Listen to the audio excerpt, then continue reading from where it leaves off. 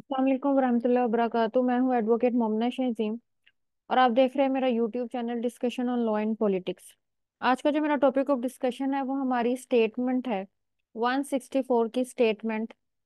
और वो स्टेटमेंट किस तरह से दर्ज करवाई जाती है, आया कि उसकी एप्लीकेशन लिखी जाती है, उसका ड्राफ्ट होता है, क्या सिचुएशन होती है। तो आज ये सारी चीज़ें मैं आप लोगों से शेयर करूंगी। सबसे पहली चीज़ तो ये है कि 164 की जो स्टेटमेंट है वो इस वजह से दी जाती है कि बाज़ औक़ात खसूसी वहां पर जहाँ पर जो मैरिजेज हैं वो अपनी पसंद की जाती हैं, तो पेरेंट्स की तरफ से, यानी कि लड़की की पेरेंट्स की तरफ से ये खदशा होता है कि वो उसके अगेंस्ट पर्चा दर्ज करवा दें कि मर्द के अगेंस्ट के इसको अगवा करके लेकर आया है, या फिर ये कैसे रिलेशनशिप में रह रहे हैं जो कि इनकी जो मैरिज है वो वाइड है, और कुछ इस तरह की चीजें जो है वो कर सकते हैं। तो अबडक्शन का पर्चा दर्ज करवाया जा सकता है लड़की के पेरेंट्स की तरफ से। और या फिर वॉइड मैरिज, यानी कि उनका जो रिलेशनशिप है वो वैलिड नहीं है, उनकी मैरिज में कोई इस तरह के मामला था कि जिसकी वजह से वो मैरिज वाइड थी और लेकिन ये फिर भी इकट्ठे रह रहे हैं। दोनों ऑफेंसेस को हम साथ साथ डिस्कस करेंगे, लेकिन आज जो हमारा बेसिक है वो ये है कि हम ड्राफ्ट शेयर करेंगे 164 की स्टेटमेंट किस तरह से दर्ज करवाई जाती है बिफोर मजिस्ट्रेट और उसका क्या तरीकाकार होता है। तो जनाब ये आ जाएगी आपके सामने। ये हमारी जो है एप्लीकेशन है, कहाँ पर एप्लीकेशन दर्ज की जा रही है, in the court of district and session जज लाहौर। ठीक है, यानी कि आप डेजिग्नेशन देख लें कि हमने किस जज को अप्रोच करना है। डिस्ट्रिक्ट एंड सेशन जज है, उसको करना है। ये सबसे पहले इस तरह से नेम आएगा कोर्ट का। उसके बाद जनाब पिटिशनर है, यानी कि वो लड़की है जिसने कि 164 की स्टेटमेंट देनी है, और उसने ग्राउंड्स बतानी है कि भाई इस वजह से मैं स्टेटमेंट ये देना चाह रही हूँ। लड़की का नेम देख लें, फजीलत नज़ीर है, वाइफ ऑफ नज़ीर अली, इस तरह से ये सारी चीजें। ये किधर रहती है, फादर का नेम क्या है, वो पिटिशनर है। वर्सेस क्या है, स्टेट, यानी कि यहाँ पर स्टेट इस तरह से लिखा, और फिर देन रिस्पोंडेंट। ठीक हो गया। अच्छा जी।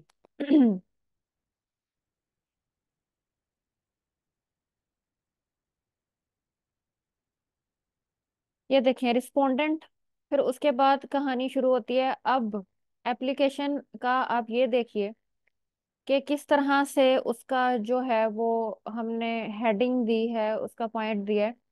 एप्लीकेशन है for recording of statement under section 164 CRPC। ठीक है, और एक और मजे की बात ये है कि ये जो हमारी स्टेटमेंट ये ऑन ऑथ होती है 164 और 364। ठीक है, ये दोनों एक दूसरे से इंटरलिंक्ड हैं, और इसकी अहमियत भी इसी तरह से स्टेटमेंट की है जिस तरह की ऑन ऑथ दी गई है। अब शुरू हो रही है। यहाँ पे मैंने आपको पहले भी बताया था कि हमारे एक्सेल ड्राफ्ट में ये वर्ड यूज होता है शेवित, लेकिन यहाँ पे जो आपकी डेजिग्नेशन होती है, जिस पर्सन को आप, अथॉरिटी को आप अप्रोच कर रहे होते हैं, उसका नेम यहाँ पर आ जाएगा। ठीक है, जिस तरह से हम मजिस्ट्रेट को कर रहे हैं। ठीक है, तो रिस्पेक्टफुली वो चीज आ जाती है, या फिर कंटेंट्स जो है वो ऐड करने शुरू कर देते हैं, क्योंकि ऊपर हमने हेडिंग में ऑलरेडी उस बता दिया हुआ है कि जी लाहौर है और डिस्ट्रिक्ट एंड सेशन जज साहब हैं, तो ये इनफ होता है। फिर कंटेंट्स ऐड होने शुरू हो जाते हैं। तो ये आपके सामने है। That brief facts leading to the filing of a present petition are that the petitioner contracted marriage according to the Sharia Muhammadi with the Nazir Ahmad, son of Barkat, with her free will and without any pressure. A copy of the निकाहनामा is attached as annexure A। अब सबसे पहली चीज ये है कि लड़की जो है वो खुद बता रही है कि भाई पहली चीज तो यह है कि जो निकाह है वो हमें शरीयत मोहम्मदी के तहत किया, और मेरी फ्री विल से हुआ था, मेरी पसंद से हुआ है, और किसी किस्म का कोई प्रेशर इसके अंदर नहीं था। और जो निकाहनामा की कॉपी है वो नेक्स्ट स्टेप ए में अटैच कर चुकी हूँ। अब दूसरी स्टेट, ठीक है, जो अगेंस्ट पार्टी का वो बताना चाह रही है कि उसने फ्री विल से किस तरह से किया, और उसके फादर की तरफ से कौन सा ऐसा एक्शन क्रिएट किया जा रहा था कि जिसको उसने अवॉइड करते हुए शादी की। That the father of the petitioner wanted to marry the petitioner with an old man age about 50 years for the greed of money, but the petitioner is aged of 20 years and being sui juris married with her free will, अब उसने चीज बताई है, यहाँ पे जो बार बार word petitioner use हो रहा है वो अपने आप को ही बता रही है। ठीक है, वो बार बार अपना नेम नहीं ऐड करेगी। ठीक है, वो बतानी चाह रही है, तो ऐसे जो उसकी स्टेट है वो पिटिशन पिटिशन दायर कर रही है, एप्लीकेशन दायर कर रही है, तो उसे पिटिशनर कहा जाएगा। तो वो बताती है कि भाई मेरे जो फादर हैं वो मेरी शादी करना चाहते हैं कि ऐसे शख्स शख्स है जो कि 50 साल है, और मकसद सिर्फ इतना है कि वो अमीर है, और उसकी मनी को देखते हुए तो मेरी एज जो है वो 20 ईयर्स है, और मैं जो हूँ वो बालिग हूँ। यानी कि जो बालिग की जो टर्म यूज होती है लॉ के अंदर, वो इतनी है सुई जुरिस, यानी कि बालिग को अकर रखने वाली, जो अपनी मर्जी से शादी कर सकती है। ठीक है, तो कहती है इस वजह से ये दूसरी वजह थी। ठीक है, that the petitioner had to shift to Lahore in order to protect herself against the atrocities of her father. ठीक है, अब उसने कहा कि इसकी वजह से, यानी कि उसको जो फैमिली की तरफ से चीजें भुगतनी पड़ रही हैं, उसको फौरी तौर पर लाहौर जो है वो आना पड़ा है। ठीक है, और इस चीज को खत्म करने के लिए, इस की जो फादर की जो चालाकियां मकारियां उससे बचने के लिए, फिर फोर उसने बताया that the father of petitioner got registered an FIR, number इतने है, डेटेड इतने, ऑफेंस उसने लिखी है 496 से, police station Nawab town to harass and blackmail the petitioner and her husband. अब वो ये बताती है बात के, भाई उसके जो फादर हैं, ठीक है, उसने जो उसके अगेंस्ट ये दर्ज करवाई है, इस ऑफेंस के अगेंस्ट दरख्वास्त, सॉरी FIR दर्ज करवाई है, और मकसद सिर्फ इतना है कि वो जो पिटिशनर है, यानी कि जो रिश्ते में उस शख्स की बेटी लगती है, उसे ब्लैकमेल कर सके और उसके हस्बैंड को ब्लैकमेल करे। अब यहाँ पर जो हम ऑफेंस 496A डिस्कस कर रहे हैं, जिसके तहत इसने FIR दर्ज करवाई है, बेसिकली ये FIR ये जो हमारी ऑफेंस है, ये इस तरह के मामले को डील करती है कि जिसके अंदर मर्द और औरत इकट्ठे रह रहे होते हैं, लेकिन जो उनका स्टेटस है मैरिज का वो वॉइड होता है। ये नहीं कि फादर ने अपनी बेटी पे ये इल्जाम लगाया है कि जो उनकी मैरिज हुई है वो है ही वैलिड नहीं, वो वाइड है, लेकिन उसके बावजूद वो दोनों इकट्ठे रह रहे हैं। ठीक है, और इसकी जो सजा बनती है वो 7 साल की सजा है, इस अकॉर्डिंग टू दिस ऑफेंस। ठीक है, जिसको हम कहते हैं 496A पाकिस्तान पिनल कोड की। तो वो यानी कि जना के जिम्मे में जा रहा होता है कि जी मैरिज का स्टेटस ही वैलिड नहीं है, और इसके बावजूद वो इकट्ठे रह रहे हैं। तो उसने बेसिकली ये FIR उस बंदी पे, यानी कि अपनी बेटी पे दर्ज करवाई है, that the petitioner contracted marriage. अब पांचवें कंटेंट में बता रही है that the petitioner contracted marriage with her free consent and not any pressure और threat is involve in this marriage. उसने अगेन चीज बताई कि जो मेरी शादी जो एक किस्म का कॉन्ट्रैक्ट है, मेरी फ्री कंसेंट थी, कोई किस्म किस्म का कोई प्रेशर नहीं था। ठीक है, it is pertinent to mention here that the petition come from her house in three, petitioner, petitioner यहाँ पर आना था, यहाँ पर लिखा हुआ है that the petitioner came from her house in three wearing cloth and she took nothing else. अब एक और चीज भी होती है मजे की, जो उसने 5 में बताया कि भाई वो 3 कपड़ों में घर से निकली है अपने घर से, और उसने इसके अलावा कोई चीज नहीं ली। बार दफा ये होता है कि लड़की पे इल्जाम लगा दिया जाता है कि वो घर से निकलते हुए सोना चांदी और जो वैल्यूएबल चीजें हैं वो ले गई है अपने घर से। ठीक है, तो इस लिहाज से, एक लिहाज से उसने चोरी भी की है, और बताया जाता है कि ऑन बिहाफ ऑफ जो है वो दूसरे शख्स के, यानी कि उसके बहकाने और बहलावे में आकर ना सिर्फ वो खुद चली गई है, बल्कि घर की चीजें भी चोरी करके ले गई है। तो ये इल्जाम भी अक्सर औकात लगा दिया जाता है। तो इसलिए उसने 5 कंटेंट्स के अंदर जो जो उसके माइंड में चीजें थी कि वो ऑन ओथ अपनी स्टेटमेंट दे दे, उसने वाजे कर दी कि भाई घर से मैं निकली थी तो मेरे पास 3 जोड़े थे। ठीक है, और उस लिहाज से मैं घर से निकली थी और मैं वहां से कुछ भी लेकर नहीं आई। 6 कंटेंट है that the petitioner if approach the investigating officer for recording her statement under section 161 her life is at stake in the hands of his father and family. अब वो कहते हैं कि अगर पिटिशनर जो है, ठीक है, उसको बुलाया जाता है, ठीक है, 161 सेक्शन के तहत, यानी कि जो FIR दर्ज करवाई है, कि नहीं तो जो FIR दर्ज करवाई है, जिसके अगेंस्ट करवाई गई है, उसको पुलिस स्टेशन बुलाया जाना है, उसके स्टेटमेंट होते हैं, नो डाउट उसकी कोई अहमियत नहीं होती, लेकिन इतना जरूर होता है कि जब पुलिस स्टेशन लाया जाना है उसको जुदोकोप किया जाएगा, या उसके फादर ने पुलिस वालों को पैसे लगाए होंगे जिसकी वजह से वो उसको ब्लैकमेल कर सकेंगे। ठीक है, या किसी न किसी लिहाज से उसको अपने पास रखेंगे और फिर लड़के को जो है बुलवाने की कोशिश की जा रही जाएगी। इन्हें क्या ऐसी फोर्सेस यूज करना जो अकॉर्डिंग टू लॉ नहीं है, और on behalf of her father है, कि भाई वो मर्द बंदा जो है वो जिस तरह से भी चाहे, ठीक है, वो उनको बुलवाए और उनको हरास करवाए या ब्लैकमेल करवाए। तो वो जो पुलिस है उसको एज अ मोड यूज कर रहा है अपने मकसद के लिए।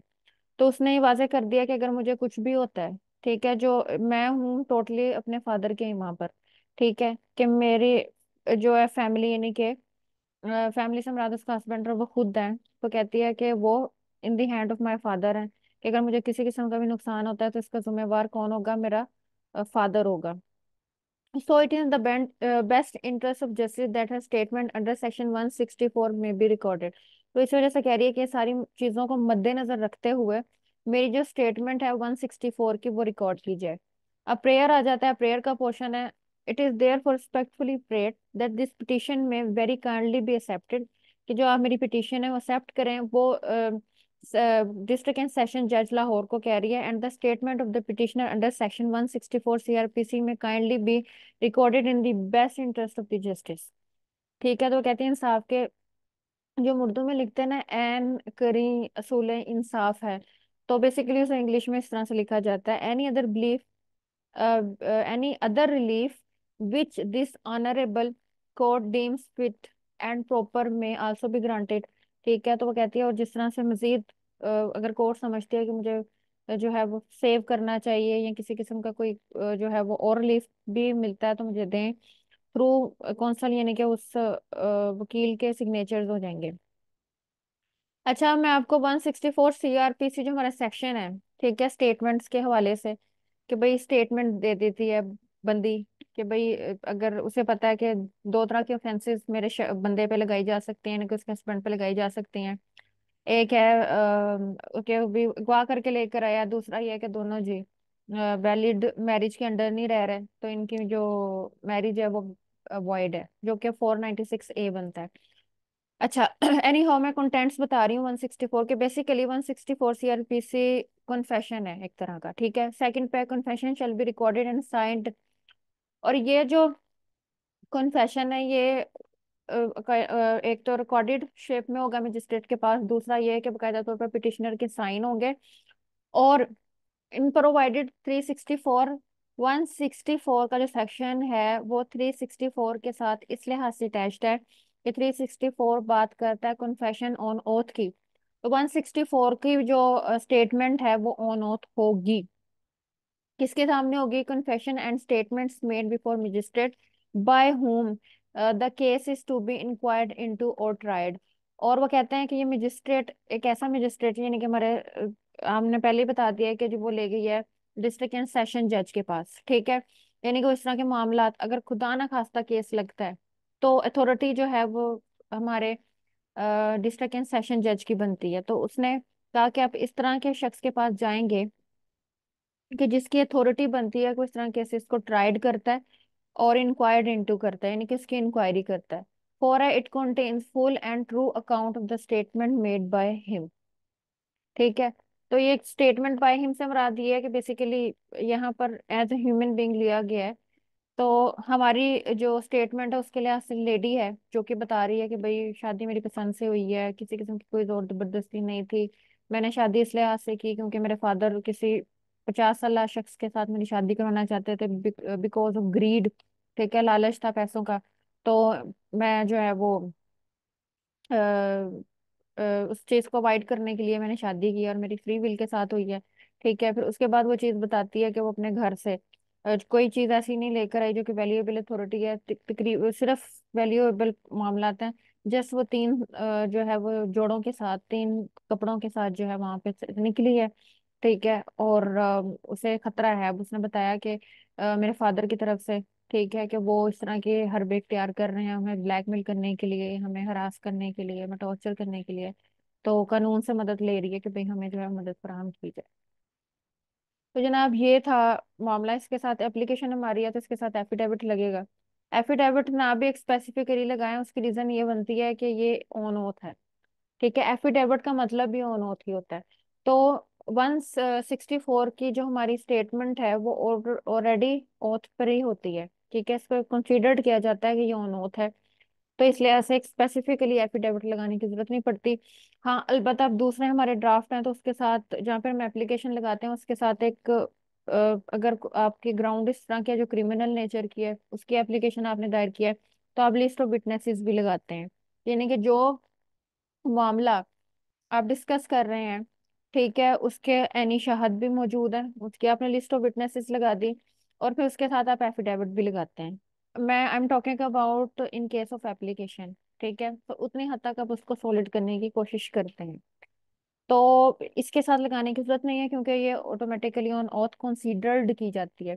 एनी हाउ होपफुली कि ये जो लेक्चर आपके लिए बेनिफिशियल साबित होगा। अस्सलाम वालेकुम रहमतुल्लाहि व बरकातहू।